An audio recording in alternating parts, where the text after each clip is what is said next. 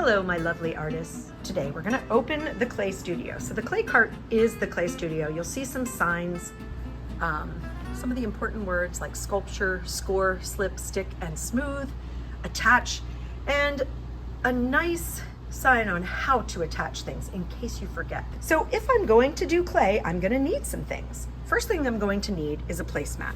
So I'm going to leave my placemat there, and then I'm going to put the tools on top of it. Okay, so these are kind of templates, tracers. You can put them down and trace around them if you need a circle of clay.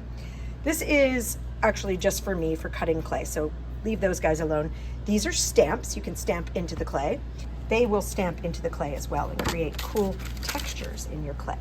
And these sticks we're definitely gonna need. This is what we're gonna score with. I can get a smooth one that I can smooth things with, okay?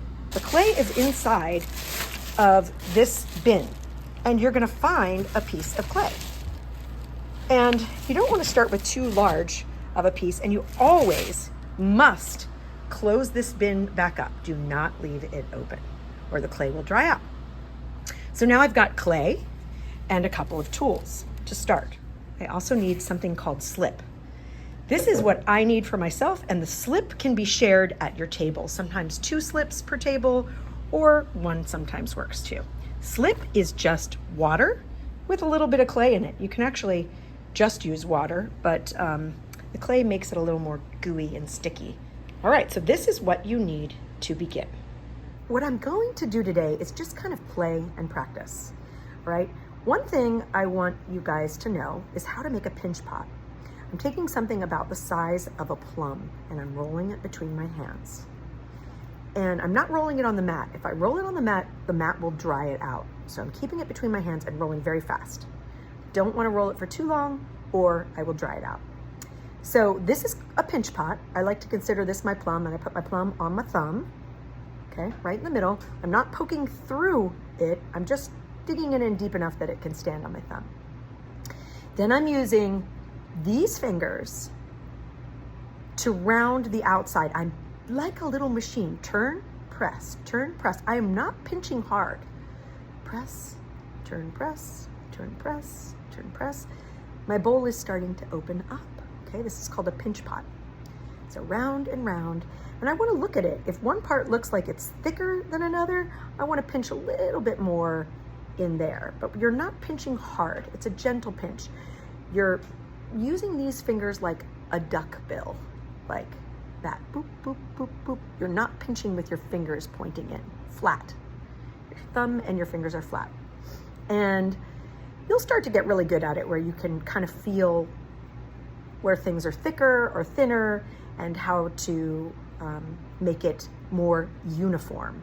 Uniform means the same all the way around. Okay, so I'm gonna take my pinch pot now. I'm gonna make mine a creature. You could go like this and put a head on top, or you could turn it sideways and kind of flatten it a little bit and make it a mouth. I think I'm gonna do that. I'm gonna add some eyes onto this, and I'm gonna use score, slip, stick, and blend. So I'm taking a little piece of clay, I'm gonna roll it into a little ball for an eye.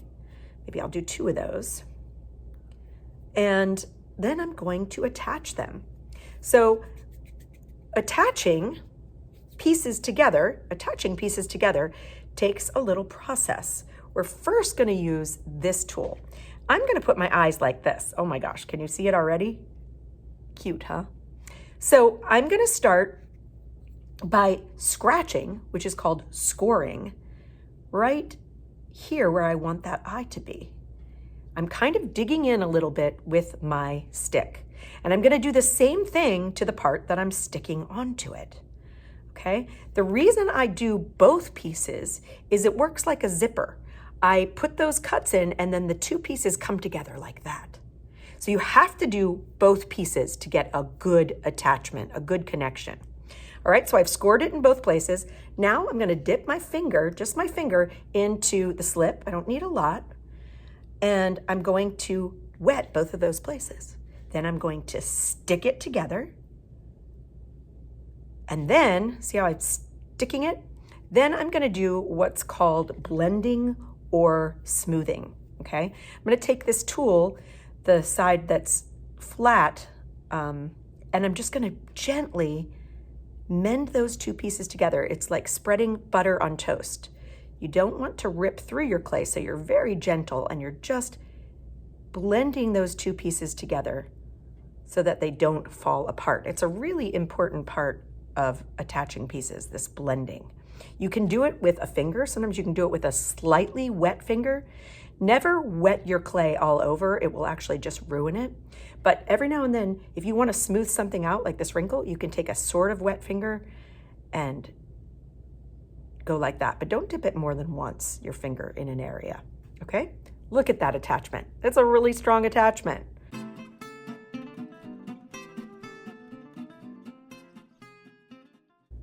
Okay, once I have that, I can start to do fun things like maybe poke the eyeball into it.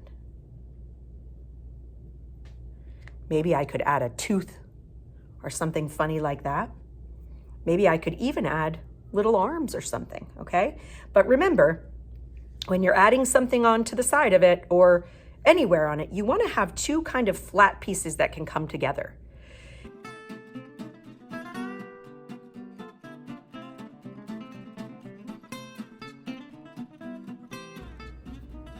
And blend. Let me do this one with my finger this time so you can see that the finger works too. Okay? And then I could shape it like I want it to be shaped. Maybe I want its arm to be bent. All right, so your goal today is to make a pinch pot and then attach some pieces to it.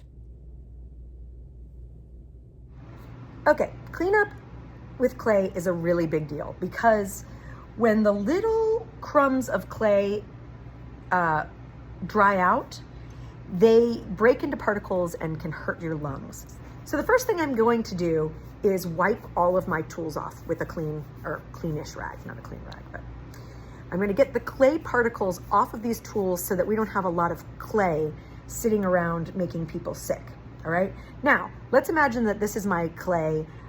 Today we're actually going to put all the clay back. We're not going to keep things, but I've got to press my clay back together. Some days you're going to keep it, and in the beginning we're not going to keep it. This is going to go back into the clay bin. Slip stays in the cup. You do not pour it out, okay? If you have tiny little bits that are left that are a little bit dried out and you don't want to add them back into the ball of clay because they're too dry, throw them in your slip. You can feed the slip. All right, so I've got my clean pieces now and my clay. I'm going to bring those back and put them back into the clay bin and the tool bin. This is going to go back on that tray. Y'all might remember that this has to be shaken out over the trash. So I'm going to kind of roll it and hold it like a taco so that so all those crumbs of clay don't fall out. Don't bend it hard or you'll break the placemat, just gently.